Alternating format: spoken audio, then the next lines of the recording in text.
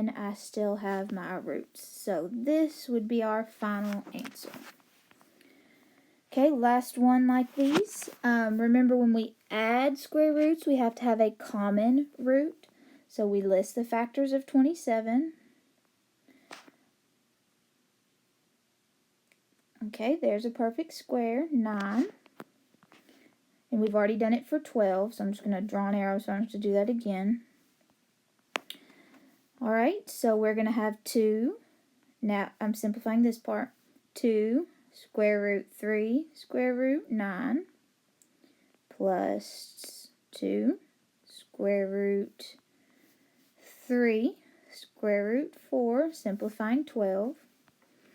We know that the square root of 9 is 3, so we can pull that out. Still got a 3 inside.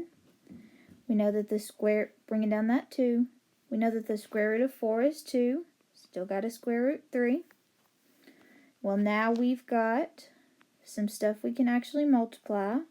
3 times 2 is 6. Then we have the root 3. 2 times 2 is 4. Have the root 3. And then we have how many root 3's here? 6 plus 4, 10. Alright, so these last few, depending on when you watch this, we may not have gone over them yet, but they're not too terrible. So, if our number right here is, hold on, let me scroll down here to the key to make sure I tell you exactly right. Yes.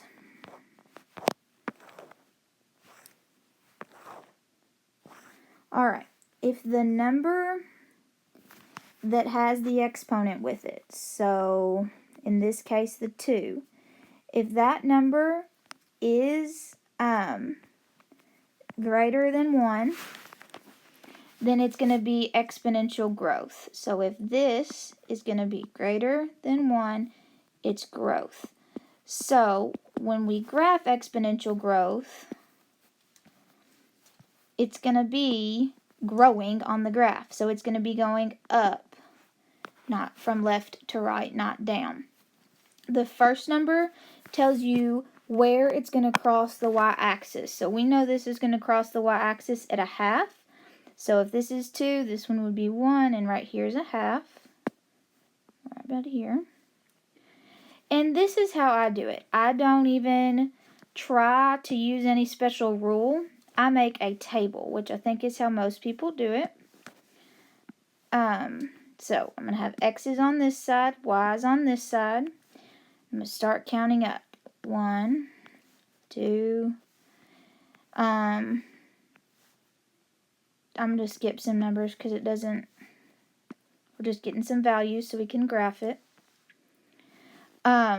So I'm going to plug 1 in for x in my equation. So y equals 1/2 times 2, and x is the power, so to the 1.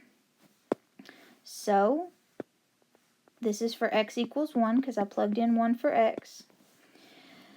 2 to the first power is just 2, and 1/2 times 2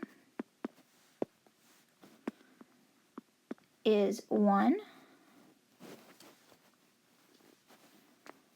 So when x is 1, y is also 1. So that's a coordinate point I can graph. 1, 1. Okay, then I'm going to do the same thing when x equals 2. So plug it in. Y is 1/2 times 2 to the second. 2 to the second is 4. And then 1/2 times 4 is 2. So when x is 2, y is 2. Alright, so if x is 4, if x is 4, we're going to have y is 1/2 times 2 to the 4th. 2 to the 4th is 16. And 1/2 of 16 is 8. So when x is 4, y is 8. So I can graph that point. 4, 1, 2, 3, 4. And then I can graph my exponential growth. Just takes 3 or 4 dots to get you a line that shows enough to count it right. Alright, so this one, since this number with the x power is less than 1, it's going to be decay. So it's going to be going down. Again, the number in front shows us where it's going to cross the x or the y, so at about a third, which is less than a half down here. Then we're going to do the same thing. Make a table of x's and y's. If x is 1, 2, and we'll do 4 again. Alright, so when x is 1, if I plug in y equals 1/3 times 1/2 to the first power. So just to the first power is a half. When I multiply those fractions,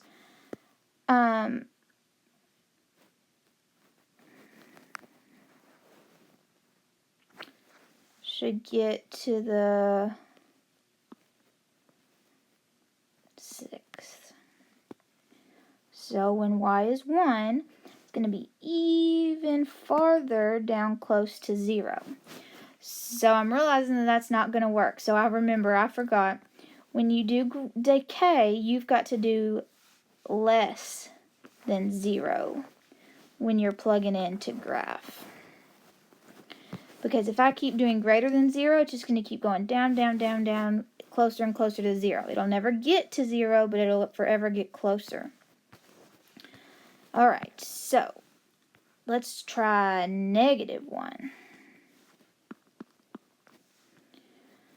So if I'm just going to erase this.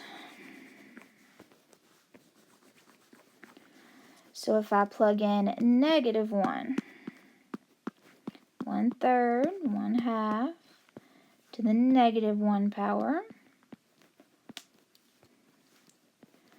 well, we haven't really done this a lot, but I'll talk about it when I teach you this week. But 1/2 to the -1 power is just going to flip it. So instead of 1/2, I'm going to have 2/1, which is just 2. And 2 times 1/3 would just be 2/3. So when x is -1, y is 2/3. So now we're going up just a little bit. Almost to the 1 there. Alright, let's try -3. This was when x is -1. Alright, so when x is -3, plugging it in, y 1/3 times 1/2 to the -3rd. I'm going to have to get a calculator for this one. Hold on.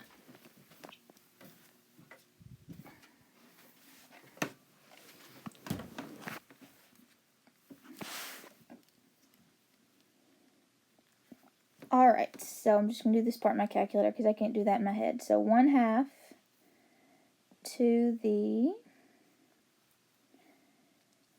-3rd power is 8.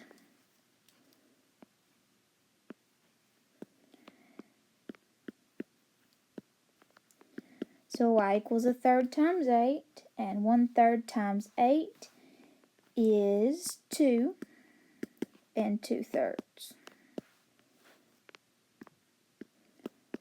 So when y is -3, it's right here, when x is -3, I'm sorry, y is 2 and 2/3,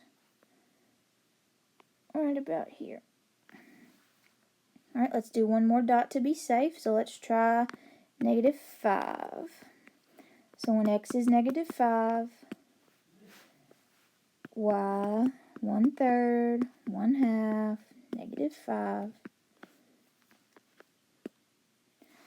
Alright, 1/2 to the -5 is 32 times 1/3. And 32 times a third is 10 2/3. So when y is -5, or x is -5, y is 10 2/3. So -5 on the x-axis up to 10 2/3. Connect those, and we've got our exponential decay. And we'll practice that, but go ahead and getting it out of the way on this study guide. All right, number 17 and 18. The explicit formula I'm going to have to go back and look at, and I'll show you that in class, but I don't have time to get it out right now. But we can go ahead and find the common ratio and the 8th term in this. So the common ratio, remember, a geometric sequence, we'll go over this again, but is where you're having to multiply or divide to get the next term. So, is this one multiplying by something every time? Just look at it for a second. And it is, so yes, it's geometric.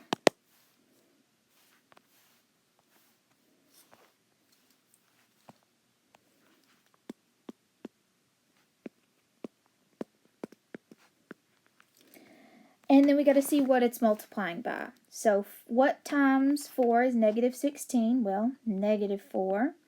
And that is the case on all of these. So the common ratio